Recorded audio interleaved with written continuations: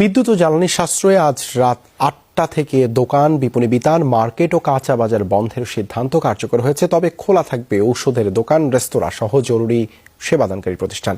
তবে ঈদের আগে সময় কিছুটা শিথিল করার দাবি ব্যবসায়ীদের। রাশিয়া ইউক্রেন যুদ্ধে পুরো বিশ্বেই অস্থির জ্বালানি তেলের বাজার। এই অবস্থায় বিদ্যুৎ ও জ্বালানি সাশ্রয়ে সারা দেশে রাত ৮টার পর দোকান, মার্কেট ও শপিং মল বন্ধ রাখার নির্দেশনা দেয় সরকার।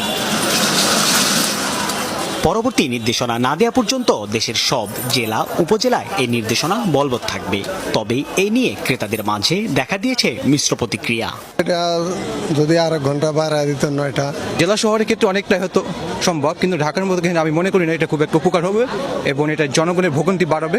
লাইফস্টাইল ঠিকঠাক রাখার জন্য সুন্দর আর কি, যে এর আগে দেখা যাচ্ছে 10টা 11টা বেজে যাচ্ছে, মার্কেট বন্ধ রাখছে না, কোনো শৃঙ্খলা থাকে না। এক মাস